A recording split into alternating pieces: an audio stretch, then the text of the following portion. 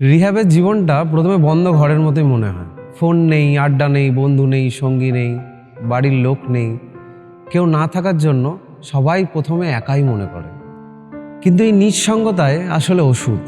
যখন মানুষ বাইরের আওয়াজ থেকে অনেকটা দূরে যেতে শুরু করে, তখনই আসলে নিজের ভেতরের মনের আওয়াজটা সে শুনতে পায়।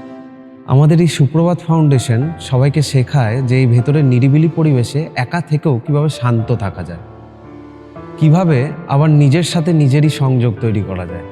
ধীরে ধীরে এই দূরত্বই তার তৈরি করে নতুনভাবে মনোযোগ, সংযোগ, নতুন শক্তি এবং নতুন স্বপ্ন।